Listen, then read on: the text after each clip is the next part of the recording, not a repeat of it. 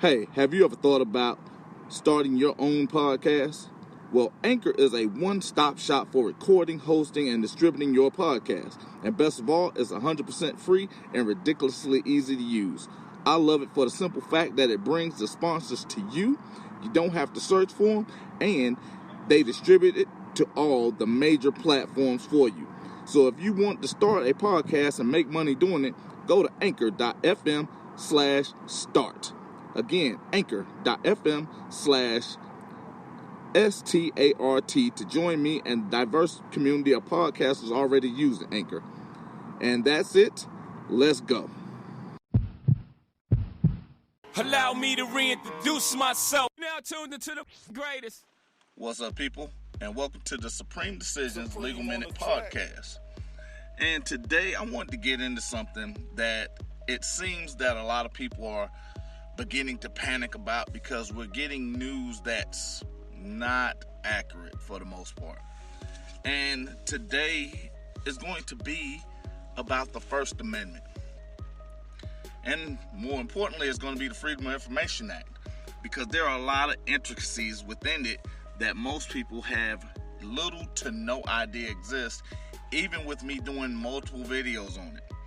But today I want to bring that because there was a case that I'm going to do a video on probably later on today because it's kind of rainy. But I wanted to actually make sure everybody had a complete understanding of what it is and why it is.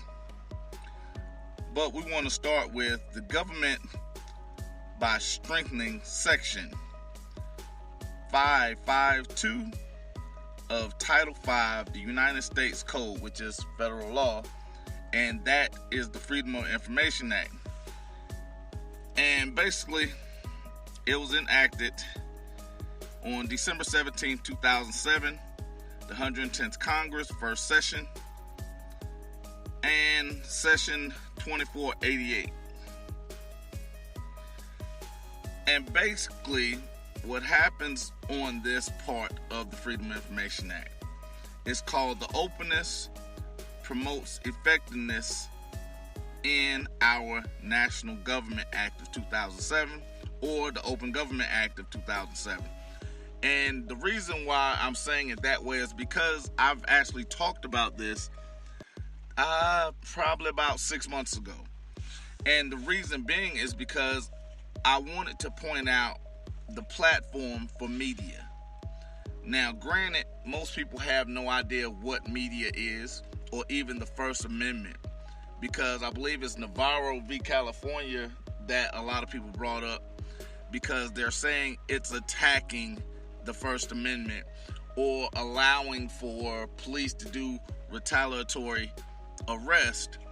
And when I've gone over it 100,000 times of basically the every aspect of a police investigation needs to be challenged. I'm going to say that one. Every aspect of a police investigation should be challenged. Because when I spoke about the justice system not being for the innocent, and I look at the fact that we're in an adversarial, pretty much democracy, because it is written that we have the right to challenge, yet only 5% do. A lot of people get upset about the actions of police officers, yet no one questions it. And when you're talking about freedoms, man only has the rights he will defend, not that he can, the rights he will defend. And the state can't give you rights. They can only offer privileges. They are responsible as public servants for your safety, which is why you have statutes, codes, and ordinances, which illustrate policy, which is why statutes, codes, and ordinances changes from county to county and state to state. But when you're talking about law, law is the same in Georgia as it is in Hawaii, as it is in Texas, as it is in California, as it is in South Dakota, as it is in Florida, which is kind of questionable, as it is in Chicago. Now, The Freedom of Information Act itself was signed into law on July 4th, 1966. And basically, in Barr v. Mateo, 360 U.S. 564, 1959. Notice that one is actually prior to the Freedom of Information Act. The effective functioning of a free government like ours depends largely on the force of an informed public opinion. This calls for the widest possible understanding of the quality of government service rendered by all elective or appointed public officials or employees.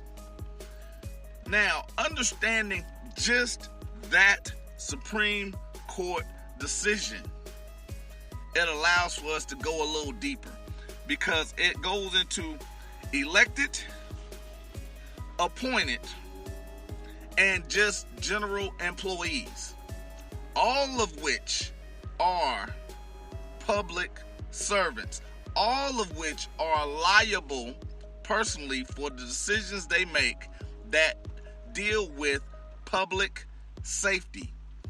Because what you have to understand is they are there to work for your benefit, whether they're an employee, whether they're an elected official, whether they're an appointed official.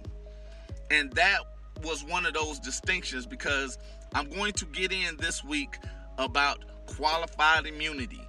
And that statement is a huge one, because it lets you know and understand, because a violation of a clearly established law or constitutional right, which is why they have officer discretion, when that is violated, they lose qualified immunity, especially because they are deemed to know the law, which is why they are law enforcement and not policy enforcement officials. Now, you also have to understand that it itself must be governed by a presumption of openness.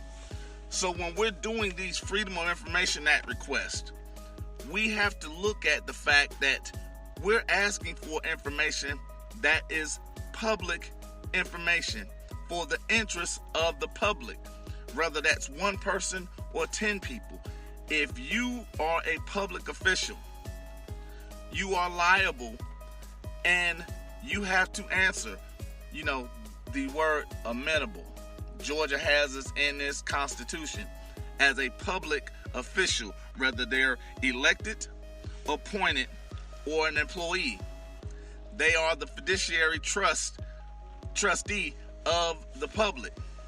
They have a fiduciary duty towards the benefit of the public. They are amenable to the public at all times, and they must be open, not only because they've taken an oath, but because they are servants of the public. And what they're doing is allowed to be seen by their employers or the people they serve. And the Freedom of Information Act establishes a strong presumption in favor of disclosure. While you cannot request personal information, you can request a police officer's personnel file.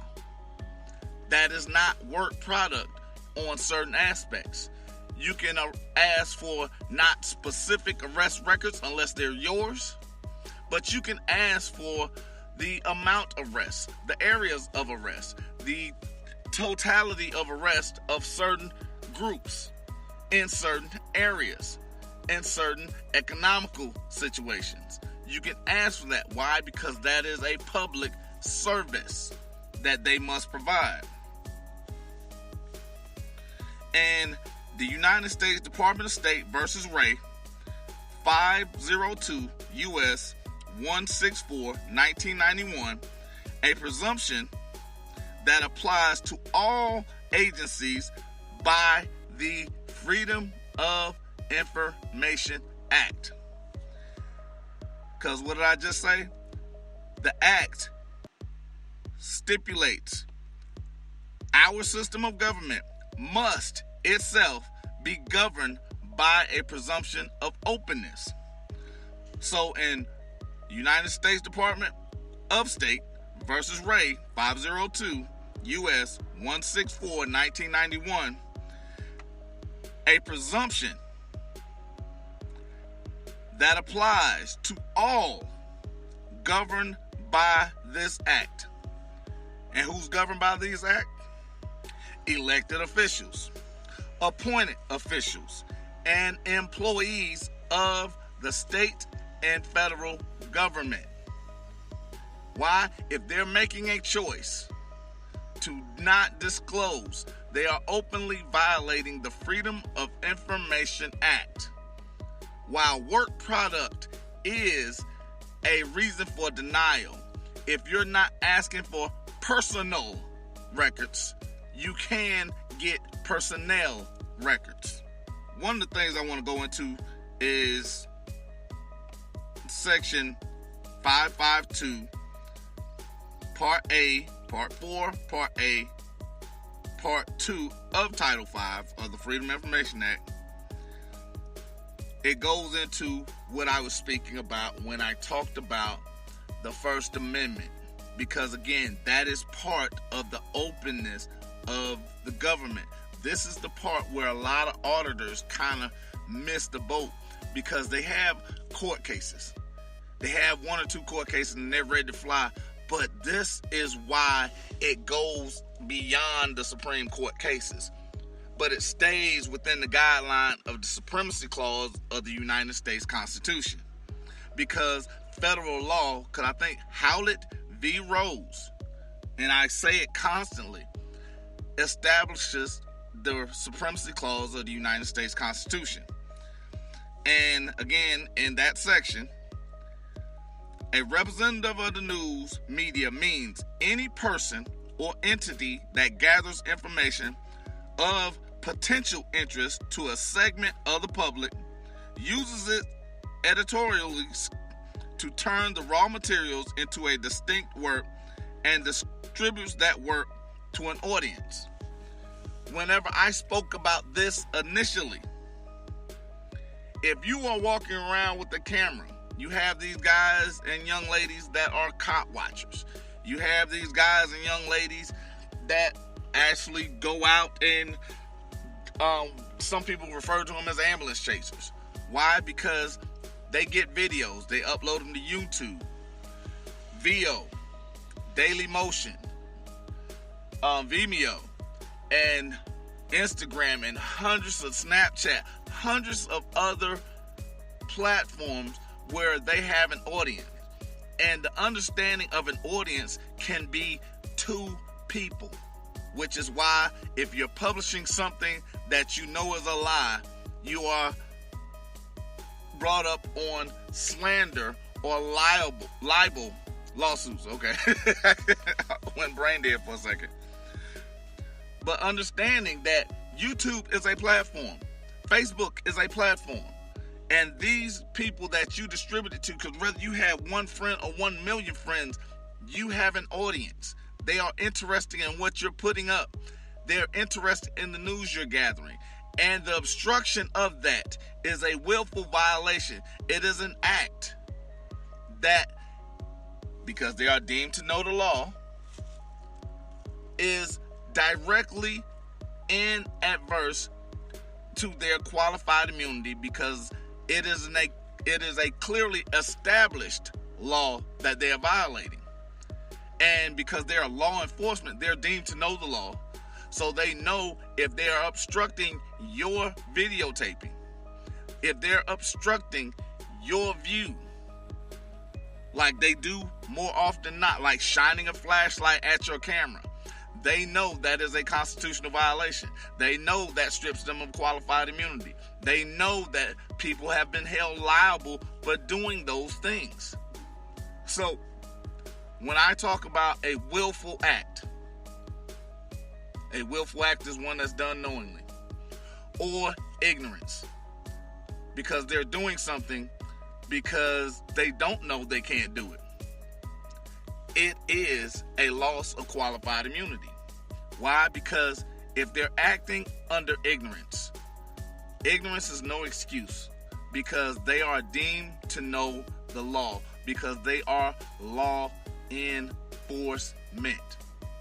Now, I can say it 100,000 different ways, but at the end of the day, that is the only way that matters. Because when we're talking about this, we're talking about the simple inst of understanding how to perform your job that most benefits the people you serve. It's not about how that person feels. That's why you have an investigation. That's why USV Sharp established 20 minutes. That is why if they don't charge you within that 20 minutes and you don't make a request for, oh, go get your dog, or I need to talk to a supervisor, they have 20 minutes to make a determination of if you are part of the problem or if there's a different issue at hand, because they are responsible for your safety. And if they're doing anything outside those guidelines, they are personally liable for any damages that are done to you, and you do not have to receive physical harm. If someone that is done in your family, such as an immediate family like brother, sister, husband, wife, children, if that child or husband or that person is murdered, just like Botham Jean, he was murdered in his own home by the acts of Amber Geiger. That goes under negligence, although she was not acting as a police officer at the time. She did something in the line of her personal aspects, and therefore she is personally liable for wrongful death, regardless if she's convicted or not, which we'll get into that later. But understanding her job is to be responsible. Her job was to be responsible. Her job was to be responsible for the well-being of the public. And even one of the videos I put up recently, I even showed a police officer's first line of duty is preservation of life. Why? Because they have to work towards the benefit of the public. Now, I spoon feed a lot of this information to everybody. I know that. I do it purposely, because if I give it to you all at one time, you can't swallow it. I want to make sure it's easily digestible. I want to make sure you can savor every bite of it, because what I'm giving you is nourishment not only for your mind, it's nourishment for your soul. It's allowing you to sleep better at night. It's allowing not only you to be able to get to your job safely, it's not only allowing you to be able to get to point A and point B, or even have an encounter with a police officer and be safe, but it's allowing them to know what their job is. It's allowing them to perform their job at a professional level. It's allowing them to do the exact same thing, is get home to their loved ones and do what's right. Do what they swore to God that they were going to do. Like they were going to uphold and defend the rights that God gave you. They're not going to infringe on the rights that God gave you. This is why I'm doing this. This is why I give it to you in the means that I'm giving it to you, because I want to make sure it's understood. I want to keep it so simple a child can understand. Now, Abraham Lincoln quoting that or saying that or whatever, or being coined with that, that's one of the things that I want to make sure that is being done, because even my children need this. Your children need this. This is something that's not being taught in schools unless you're going for higher education. And even higher education stops you at a point. Because unless you're studying and applying constitutional law, are you really studying and practicing law? Or are you studying statutes, codes, and ordinances which limit you to a space? Because you remember I did the survey back probably a little more than a year ago, where I spoke about people being relegated to one place. 75% of people, wherever they graduated from high school from, that's pretty much where they're at their entire life. And your parents always tell you, hey, you don't want to get stuck with them people because they're never going anywhere. Well, that's one of the things that give 75% of the people that you see and grew up with, guess what? They're still there. Those are the people that are still in that mess. This is one thing I want to talk. I want to even keep everybody on that level safe, because it allows for the people that are in those areas, that are dealing with the people that are going up in these systems and not falling to the norms of that system, but help relegate what is supposed to be done, not what is being done. And now I'm going to get back on topic. Okay. But understanding on just that aspect, on those levels, when those videos are being made, when those videos are being edited, because I actually like to take a few of them apart and do them, because I want to illustrate, even these police officers have no clue what the hell they're doing. Why? Because they're not taught law. I'm going to go ahead and put that out there. Police officers are not taught law. Just like I also put on several of my videos, police officers are not taught to actually find the truth. They're taught to close cases. Why? Because what they're doing is not about law. It's about generating revenue. Now, if they actually went out and investigated, they always hear that statement, or you always hear that statement of them saying, oh, well, you're being difficult. Well, if I go to McDonald's and I order a Big Mac and they hand me a quarter pounder, am I being difficult because they didn't hand me my order correctly? Because I shouldn't be called difficult if I'm asking you to perform your job at the level it's supposed to be performed.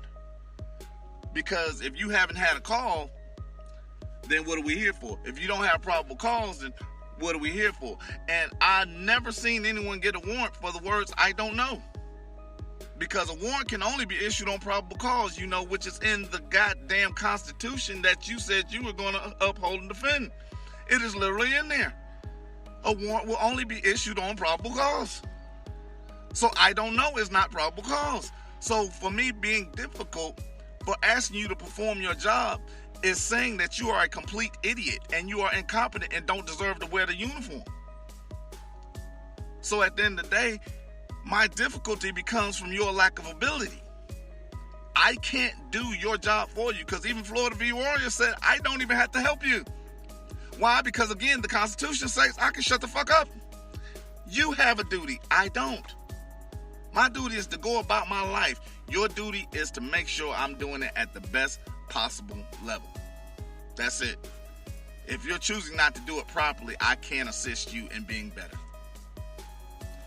And even with the Freedom of Information Act, or even the Open Government Act of 2007, you're looking at these publications, and the person who makes these products available for purchase or by subscription or by free distribution to the general public.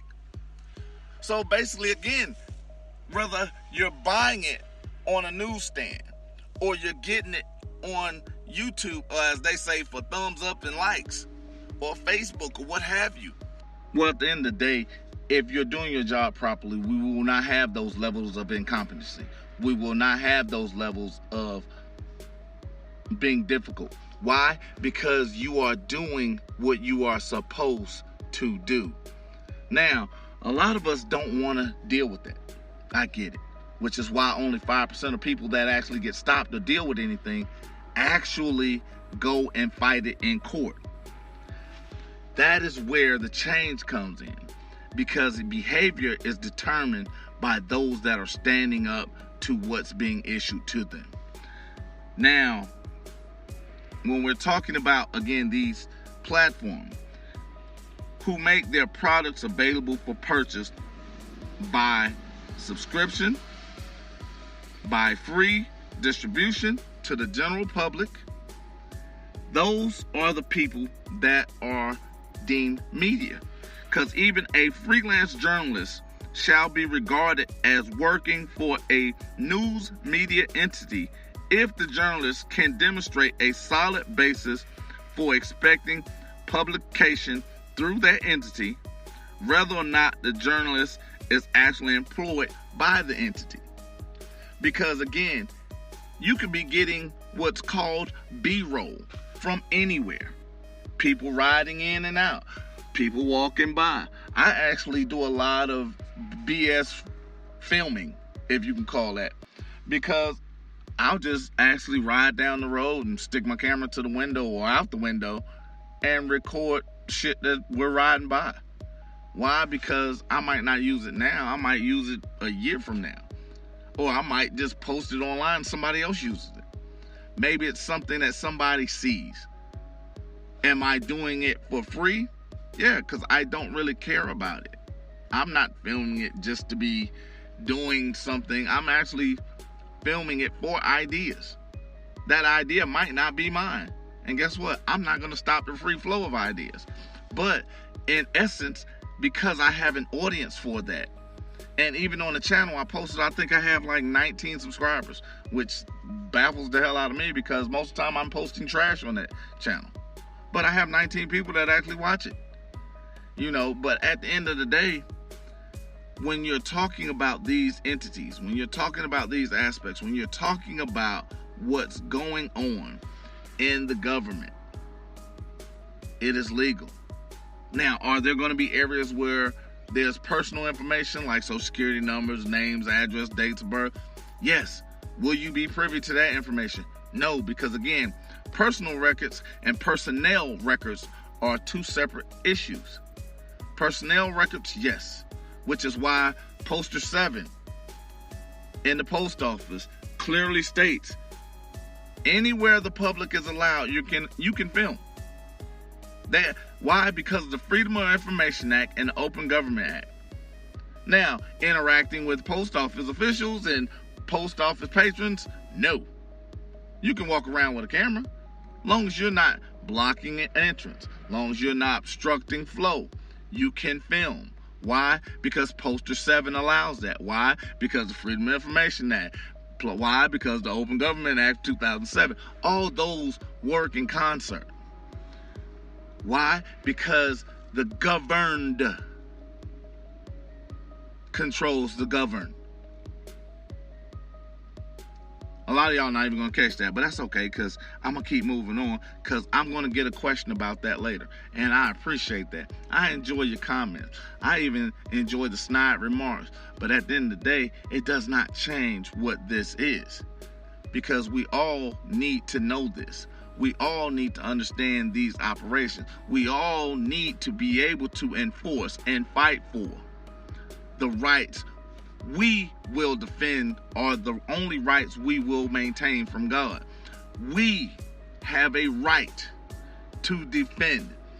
Why? Because we're in an adversarial system, which is why we have the confrontation clause of the Sixth Amendment, because we're adversarial. They knew that we were going to be fighting for something. And at the end of the day, we're fighting for everything.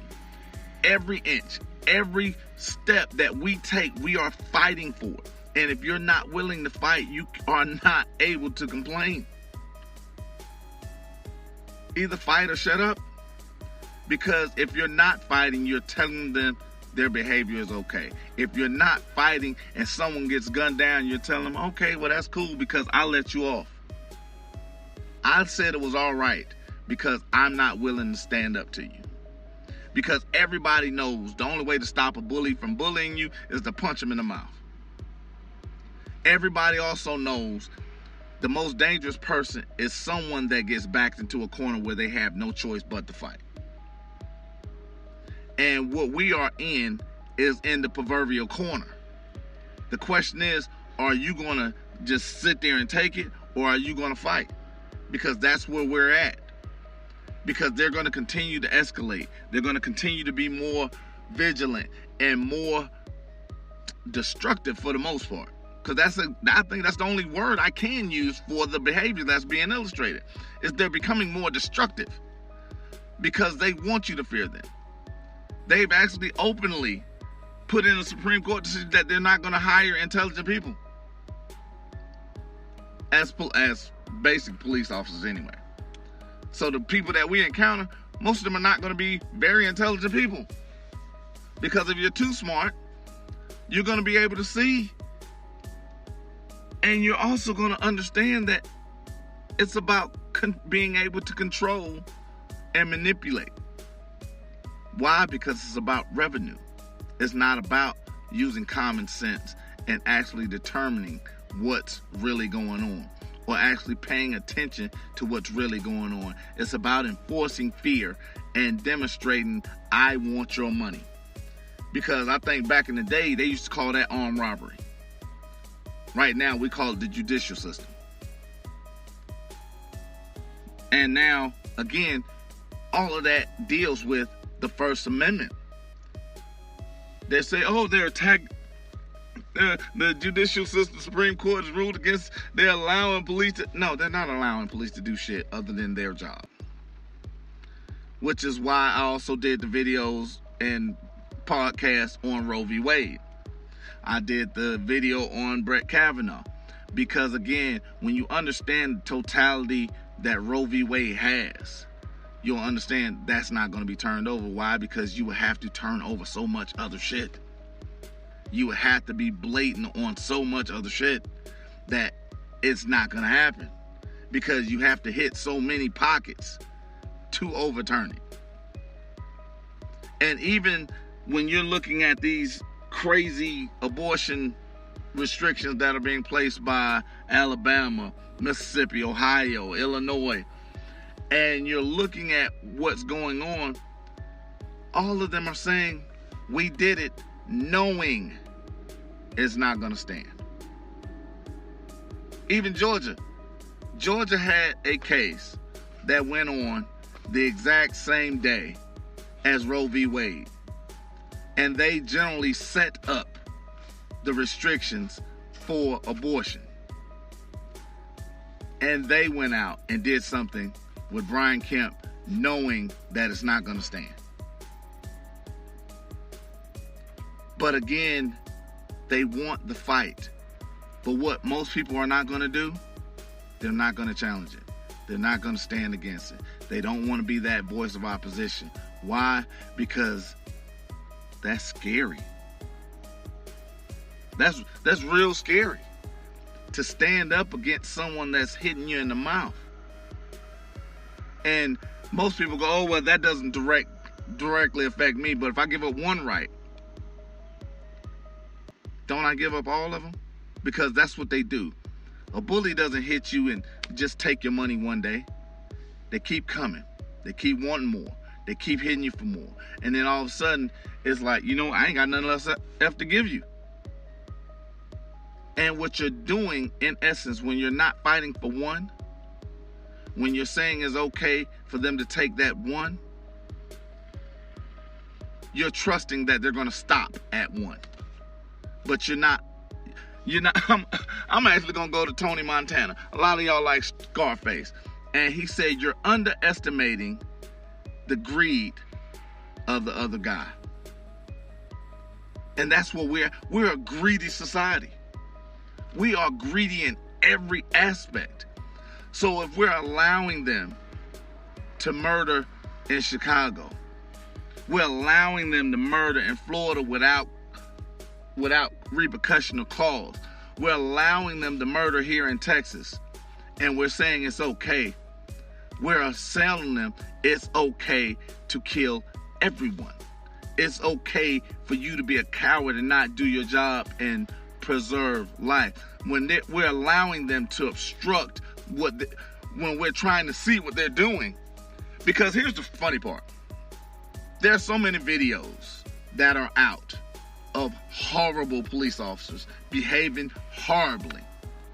And I constantly talk about the assholeness and lack of effectiveness of the blue wall. Why? Because they have a gang mentality. They literally no snitching. And they don't correct the behavior of their brethren. And then you wonder why people treat you the way because I actually talked to a police officer one day, and it was funny as shit to me, because he was talking about how he don't know when he encounters someone how they're going to respond. And I smiled and I asked him, I said, well, how many times have you met somebody in any given day and they were happy to see you? The entire situation was a happy situation. Oh, the police officers are here. Oh, it's just a great day. No, you never meet anybody in a good mood. You are supposed to be trained in meeting people in a horrible mood. You're not a store clerk. You don't have to give that type. You have to be respectful, but you're not a store clerk. A store clerk is not trained in how to deal with somebody with a gun. You are. And if you are afraid to do your job, you're becoming a disgrace to uniform. Yes, people are more guarded when they deal with police. Why? Because one, we know they're not going to correct any behavior that's done wrong. That's one. Two, we know they're not there for any good because we see so many videos of them doing the wrong thing. And we see it in a widespread nature. So it's not just doing one police department. It's, you know what, they always talk about cancer and gangrene. This is cancer. The cancer is not spread, but it's become infectious.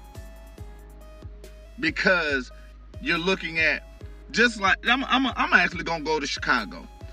And only because Eddie T. Johnson, he's upset about Jussie Smollett. He's still pursuing this Jussie Smollett.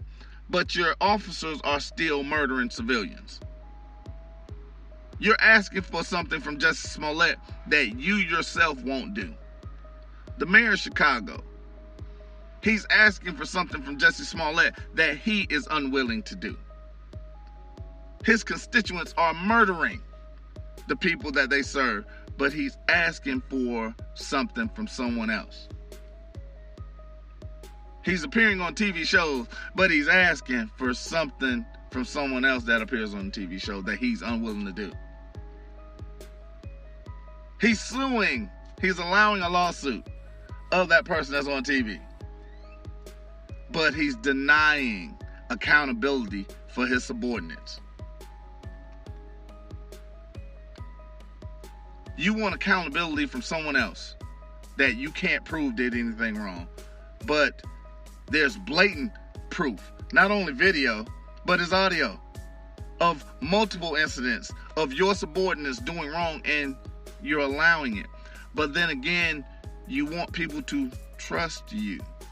You want people to say it's okay and be kind to. What most of these police officers are afraid of is not the person standing in front of them. They're afraid of karma.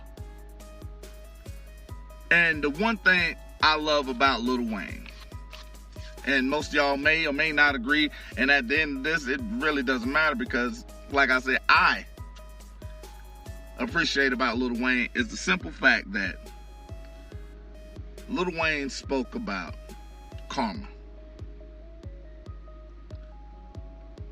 Because karma is reaping what you sow.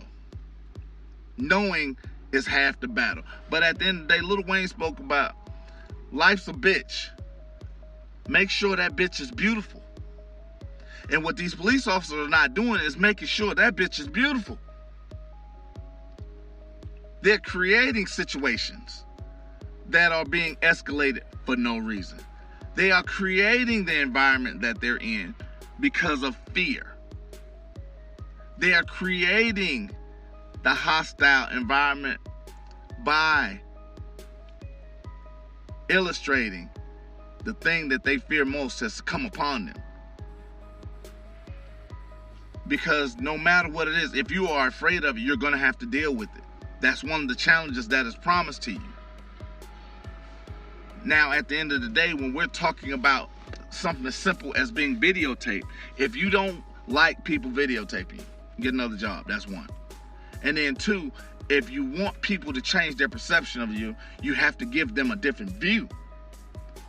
So by restricting them viewing you, you're telling them what they've already seen is who you are. When you're obstructing somebody's view of your actions, you're showing them that, just like police officers always say, well, what do you got to hide? You're illustrating that you have something to hide. Because the very behavior that you detest, you illustrate. Because I always talk about children mimicking those around them. They mimic their adults. Why? Because they're learning how to be human. Police officers are mimicking other police officers. They're mimicking the behaviors of their brethren, and it's not being corrected. And just like any child, their behavior that they're mimicking only gets worse when there is no discipline, when there is no accountability, when there is no chastising. That's when the behavior is cemented as correct, because the brain only remembers two things: that's pleasure and pain. If you're not getting any pain from incorrect behavior, you're going to continue doing it. And guess what? You're going to see how far that line goes. Because one, you do something like the officers in Arizona. Most of the officers that are doing these killings, they've been involved in multiple. And it's one of those things where you're looking at police departments such as that in Chicago and Eddie T. Johnson's police department, where these officers that are involved in all these shootings, they're involved in multiple shootings, and they've also had multiple disciplinary actions drawn up against them. But they're still there. But you're going to ask for somebody else to give you the benefit of the doubt when all you've shown is fuckery. What is good about someone you know is fucked up and still there? What is good about someone that's supposed to be protecting me and you know they are not mentally capable of doing it in a professional manner? Why are they still working? Because a $7 an hour or a minimum wage worker at a place like a McDonald's or a Jack in the Box or any other fast food serving place, they are not allowed the mistakes that someone that's making six figures is allowed. You don't have to do your job properly, but I'm going to pay you more. You don't have to do your job properly, but I'm going to promote you. You don't have to do your job properly, and guess what? I'm not getting rid of you. You just keep fucking on. You just keep hurting people. You just keep doing the exact opposite of what you're supposed to do, and it's okay. And guess what? Get the people to respect you. Tell them they have to respect you because you're wearing the uniform. But then you're not even following your law. So why should I respect you if you're not able to do what you took an oath to do? If you can't follow directions, why am I listening to you? Because that means you can't lead. You can't lead me if you have no idea if you can't control you, what the hell am I supposed to do with you? Can anybody leave me a comment on that? If you can't control you, what in the hell am I supposed to be doing? Why, if you can't trust you, why do I have to? Why is me even trust you an option? Why are you still working? Because anybody that works for me, if they're incompetent, because that's what that is. If you're not able to follow the directions, you're incompetent. If you're not able to perform your job duties as you wrote down, you did this. I didn't tell you to do. I didn't tell you to apply. I didn't tell you to do any of this other shit. If you're not able to do what you said you're going to do, why in the hell are you working for me? Why am I giving you money to be here? Because at the end of the day, the only thing you're going to do is make me lose money. The only thing you're going to do is make people not trust me because you're incompetent and I'm keeping your stupid ass here. And these are the simple things that most people have no clue of what's going on. Why? Because they don't fight back. Because at the end of the day, if you're dealing with me, you automatically know, get your 12. I don't care if it's jaywalking, get your 12. Because guess what I'm doing? I'm pulling your police report. I'm going to challenge you at every aspect of this venture. I'm going to set a motion for hearing. I'm going to we're going to have to talk about it. Because you got to get 12 people plus Jesus to say I did something wrong. We got to talk. Because I can't give you any money because you're not my dependent. If you work for me and I'm handing you money and you're not doing your job properly, because I have loved ones that are police officers. Don't get me wrong. Want them all to be home safe and do the job properly and all that good stuff. But if they're doing something wrong, because they ask questions. I let them know. Does it go against department policy? Yeah. But most of them understand the exercising. I use that word again, exercising. Say what you know. They exercise officer discretion. Because at the end of the day, they know 90% of those folks are not going to fight. They know that off top. But they understand if they stop somebody, that could be their mother, that could be their wife, that could be their daughter, that can be their son, that can be their father, that can be their husband. It could be somebody else that's on the other end of that belongs to them. It could be another officer. Why? They make sure that bitch is beautiful. They treat each and every person that they stop or encounter with respect. They treat them with a smile. They don't grab their guns because they're not pussies. They don't perform their life as cowards. They don't interact in their job as a coward. Why? Because they understand the first duty that they have to the public is preservation of life. They want the people to not see them as monsters. They don't want anybody to fear them because a scared person will hurt you. They want to get home. So that way, whenever somebody's filming them, they smile, they wave. They let them interact. If there's a potential danger, they'll let them know, hey, if you mind backing up a little bit, because I don't know if this person has a gun because I haven't checked them yet. So stand out the way, so let me do this. But if you see somebody out here see something jump off, you get the hell on. Because at the end of the day, they understand they want a different image for who a police officer is. And here's the even scarier point of that portion of this conversation, is the fact that we see so many videos of horrible police officers. That's only a small percentage of actual police officers. But the problem is just like when you're getting diagnosed with something and the doctor tells you, okay, well, this is what the problem is. And then you don't go back to the hospital. You don't go through treatment. You don't take the medication. Police officers in the blue wall are condoning that behavior because they're not correcting that behavior. They're not taking the medication. They're not disciplining those people that are in there. Why? Because they're cementing their behavior by encouragement. The encouragement is done through non-action. The encouragement is done through non-pain.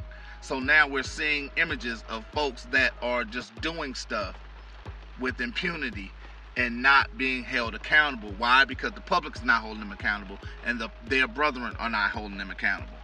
And understanding their job is to be open or amenable to us at all times. Because I said that in one of my earlier videos. I think that was like video 5. And now we're seeing where that comes from in the First Amendment action of the Freedom of Information Act and the Open Government Act of 2007. Now we're understanding amenability. Why? Because amenability is accountability. Why? Because they're supposed to be open at all times. And if you don't understand what the word means, please look it up. A-M-E-N-A-B-L-E.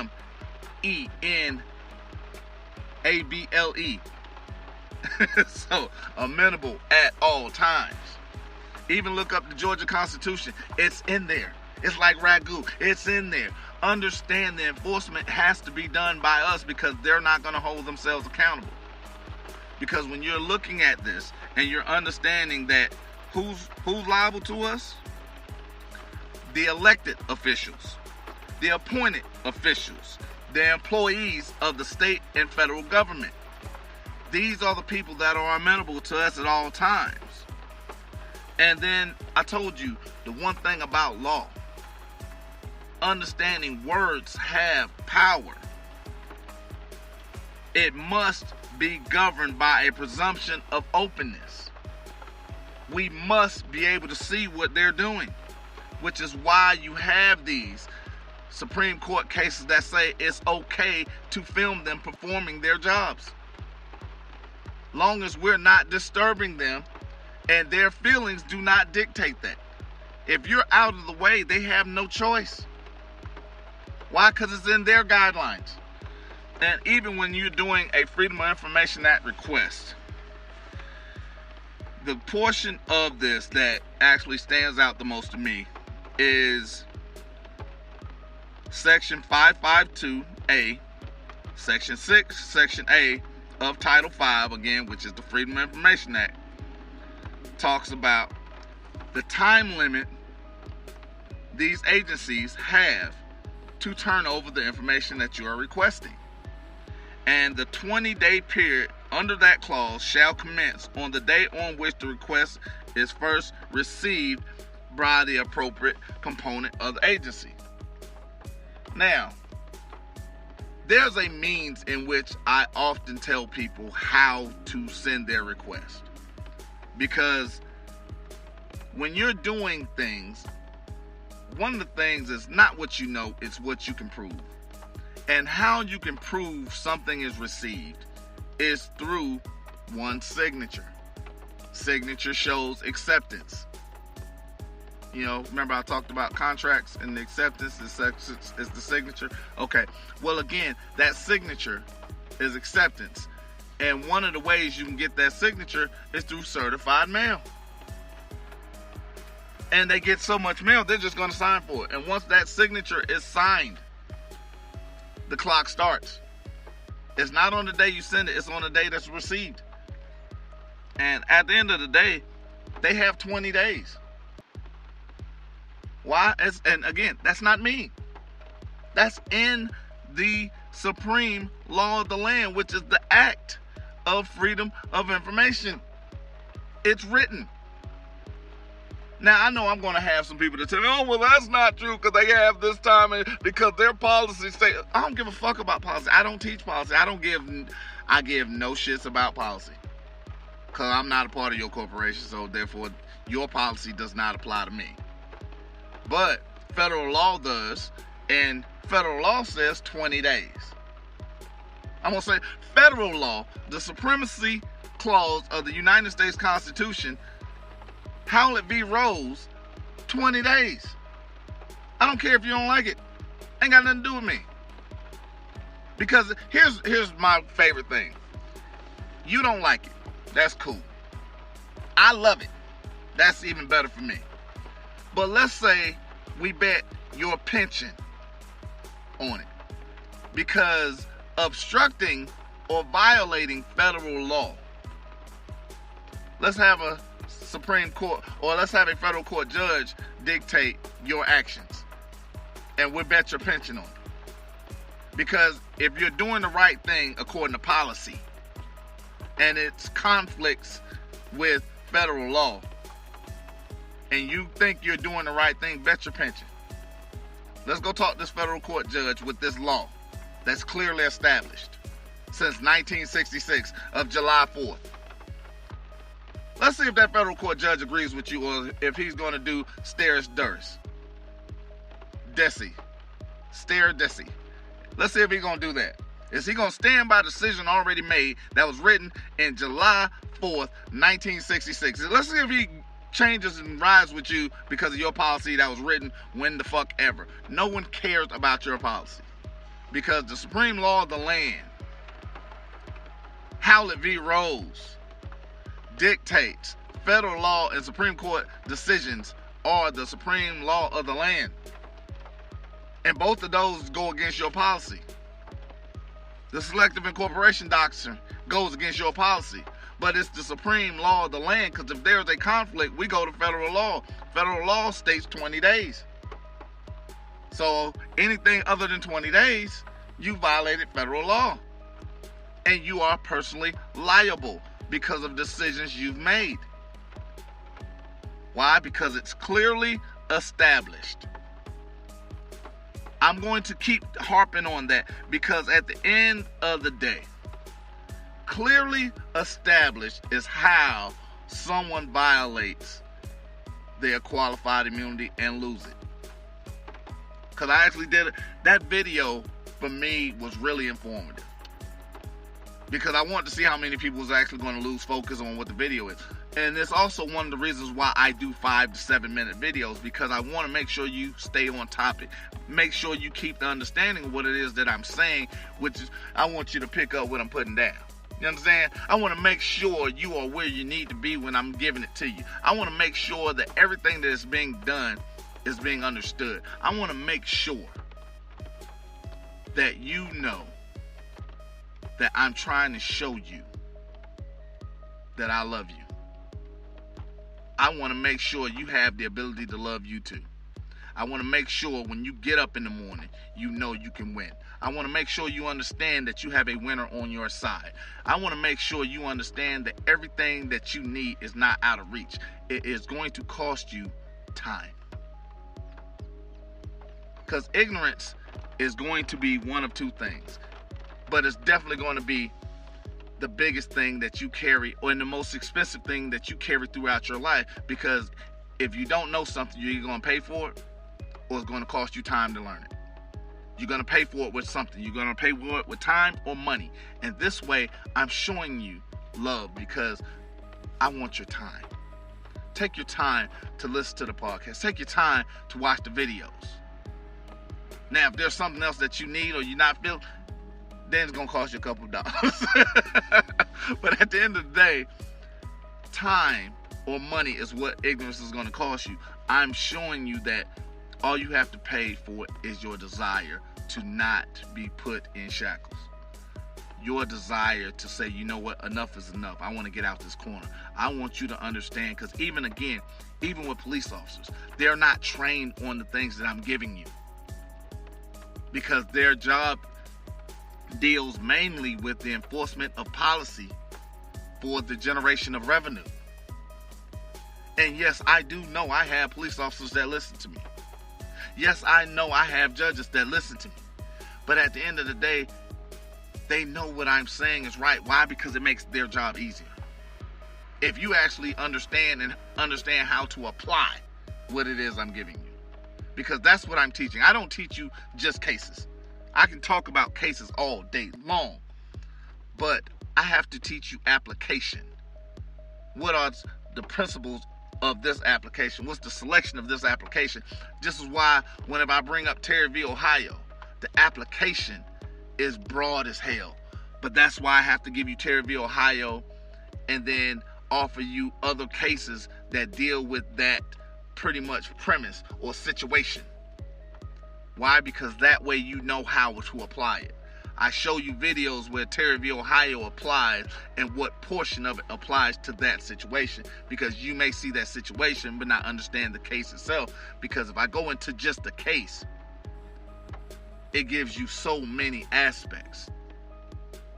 But I'm teaching application of those aspects. I want you to be able to get up and understand being a winner is easy. It's the stuff that people don't see that makes you great. Because a lot of people love Steph Curry's jump shot, but they don't see him in the gym for hours and hours and hours. They didn't see the years of growing up and hours and hours and hours of work he put in.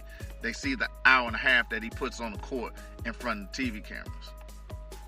And they're mesmerized. But they don't understand that there's something that goes in the work that's off the scene. It's what you do in the dark that allows your light to shine. This is one of the things I'm helping you allow your light to shine. Because, again, it's for you to be home and safe. It's for your children to be home and safe. It's even for the officers to get home and be safe. Why? Because they now understand the aspects of what it is that's expected of them.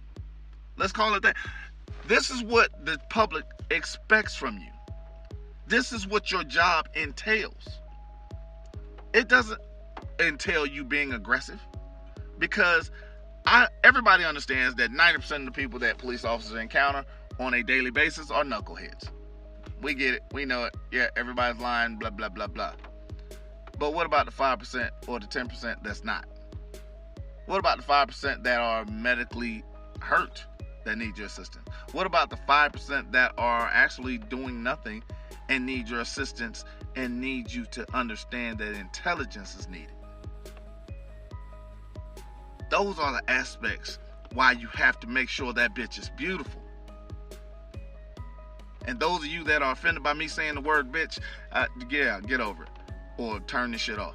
Because at the end of the day, we want to make sure that this bitch is beautiful. Because we want to make sure that not only what we're doing is the right thing, because we have to sow certain seeds, because we want to reap certain benefits. So therefore, if I'm going to ask you to sow a beautiful seed so I can reap a beautiful seed, I've got to sow that same beautiful seed to reap that same beautiful seed. Because at the end of the day, the requirements of you being open, the demand of you being amendable, the understanding that everybody's not a criminal, the apathy that's being set forth, the image that's being portrayed can change. But at the end of the day, it starts with fighting back against those that are not doing the right thing. That's fighting back against, as police, as against the criminal element. Because when you become the criminal element by not performing your job in the way it's supposed to be done, shouldn't you also be held liable? Should the people not take a stance of protecting themselves? Should we just keep accepting the norm? Should we be in fear of our life every time we talk to a police officer? Because we're dealing with someone that's low in intelligence and not doing their first duty of preserving one's life. That's hiding something because they don't want to be seen on camera, because they don't want the image to change that they are actually good people. Is that on us or is that on them? Because when we're looking at these requests and we're trying to do these videos, we're distributing our information out to the masses. When is that line going to be drawn to where we're seeing good? Because Officer Norman out of Arkansas shouldn't be the only good officer we see. We shouldn't see Officer Shaq playing basketball as the only thing we see. We shouldn't see the officers that have gone out their way to make sure, because I even like the guy, I don't even know where he's at, but the guy that actually put on the boxing gloves to talk to this young man, and the way he reached him was, you know what, let me take everything off, I'm a lock my gun up, we gonna box. And sometimes that's how you work shit out.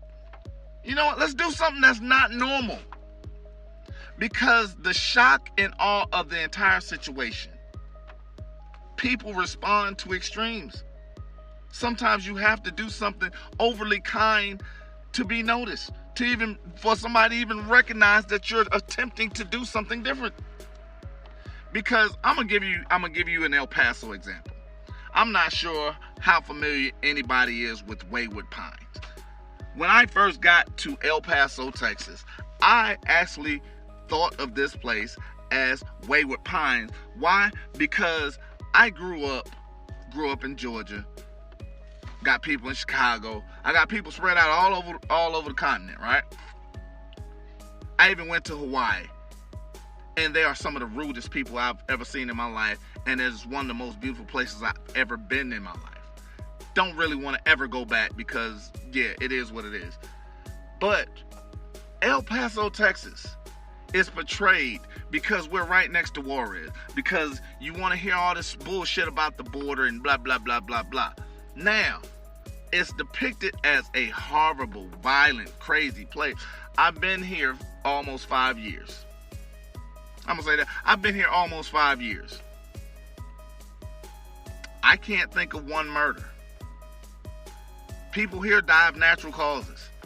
And they are eerily happy. They are eerily, it is unconventional how happy people are here. It actually made me nervous that people would actually say, hey, do you need anything? And they actually meant it. If you need anything, give me a call. These people actually mean that.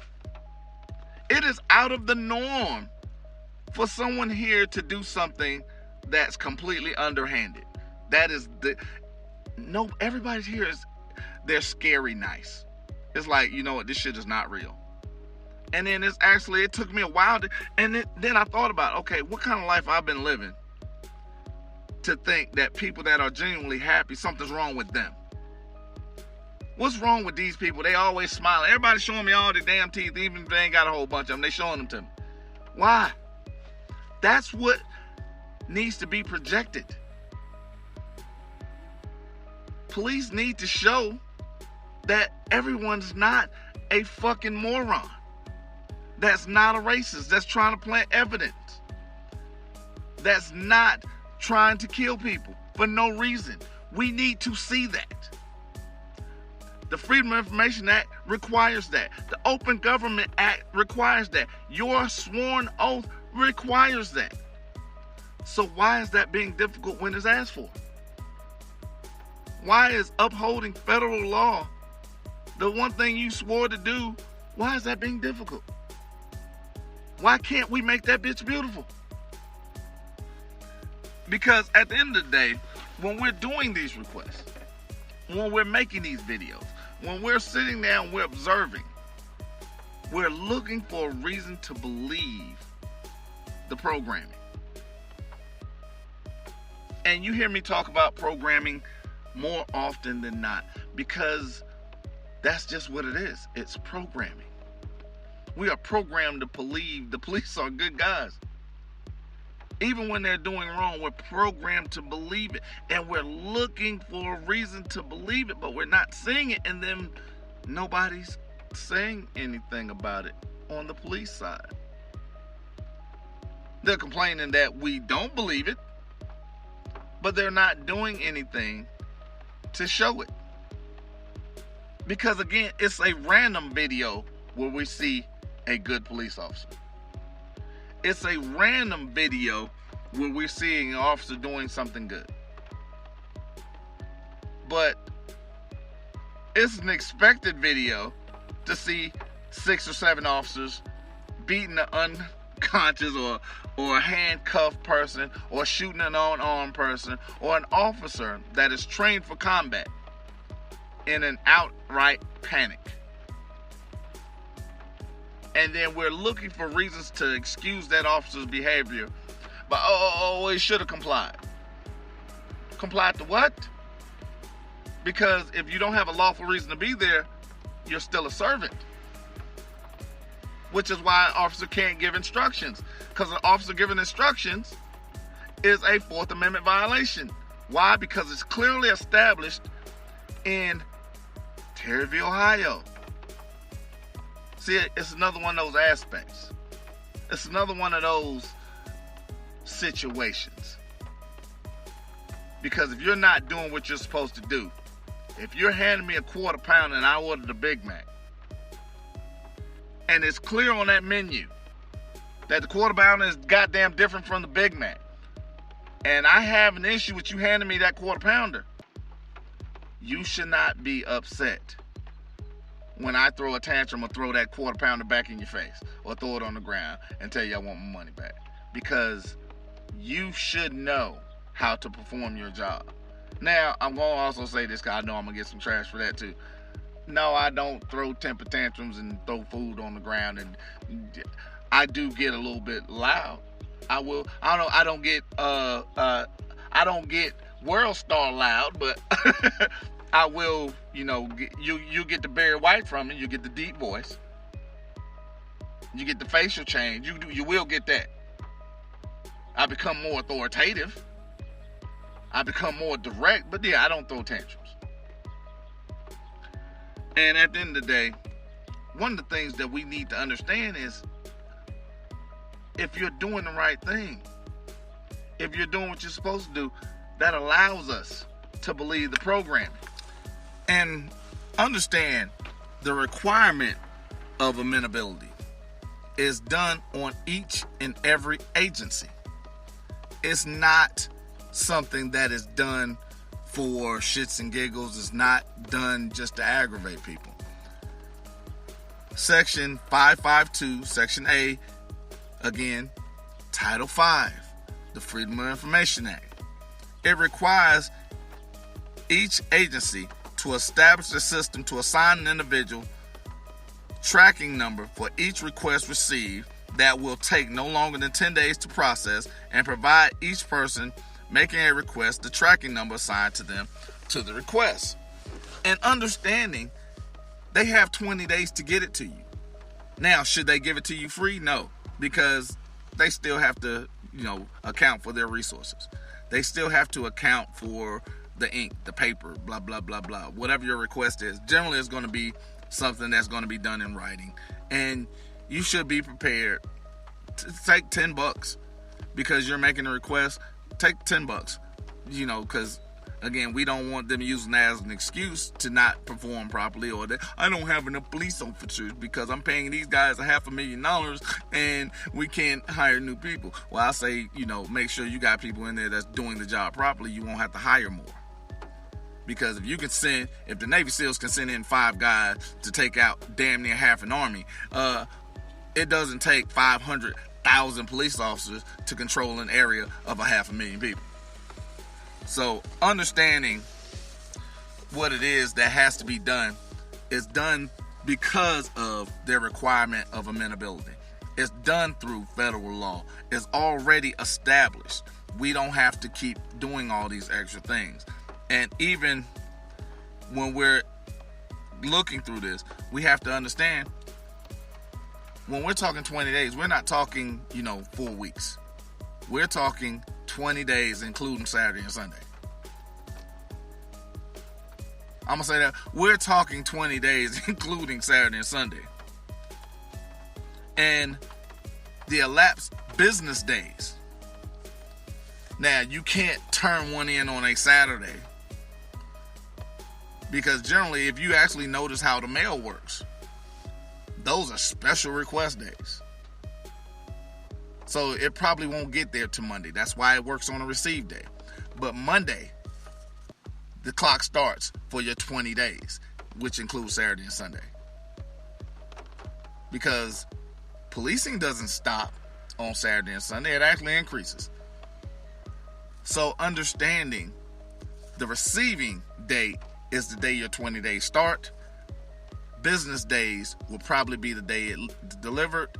The weekends count once it's received.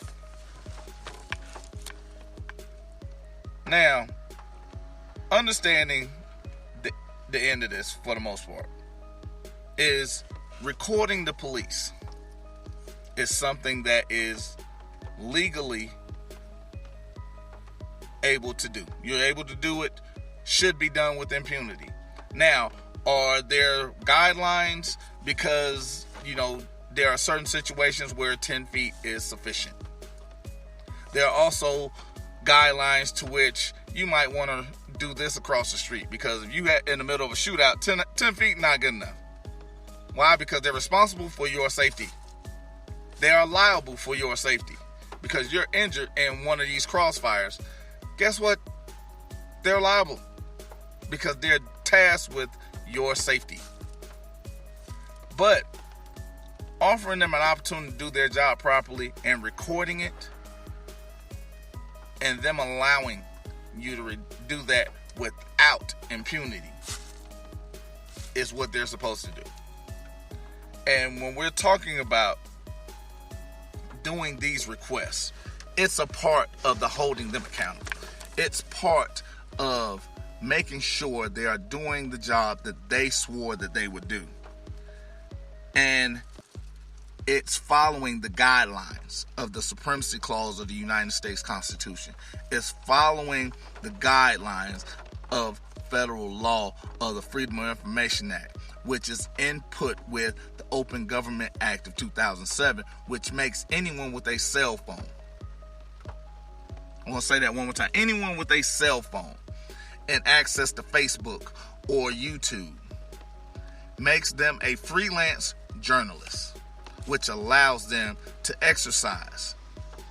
That word just keeps popping up. Exercise. Man only has the right he will defend. He only has the rights he will defend. Will you defend your rights? Will you exercise? Are you going to exercise, or are you going to tell them it's okay? Are you going to condone their behavior? Are you just going to shoot them some money and just call it a day because you're being inconvenienced? Or are you just going to give them what God gave you? Because at the end of the day, when you're not holding someone accountable, you're condoning it. And then when you're condoning something, that means you're giving them something. Right? Pretty much, whether it's a physical or it's an implied, it's being conceived as acceptance. Because you have to give them permission to govern you. You have to give them permission to do their job. Why? Because they chose to serve you. And at the end of the day, are you going to hold them liable for their inadequacies and ineffectiveness? Let's go with that. Of not doing their job properly. Not being amenable to you at all times. Not following the guidelines of federal law, of clearly established law through Supreme Court decisions and federal guidelines, which is the supreme law. Are you really worrying about the Constitution? Are you really worrying about your rights? Because I say this a lot. And actually, I'm about to close because my throat's starting to hurt. This is why I don't want to give you guys an hour, because this is tough. This is hard work.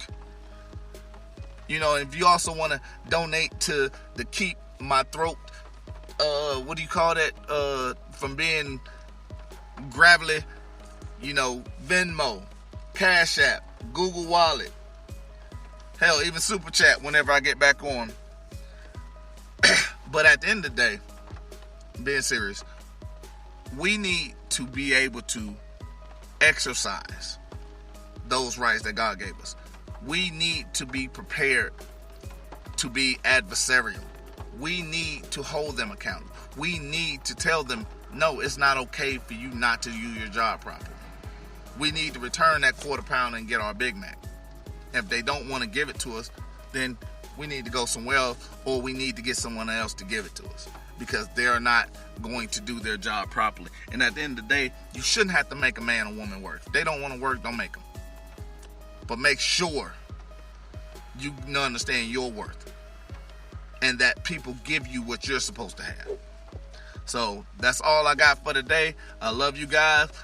Hopefully y'all will hear from me next week, and we're going to keep it moving. We're going to keep it going, keep it growing. Until next time. The shaking colossus.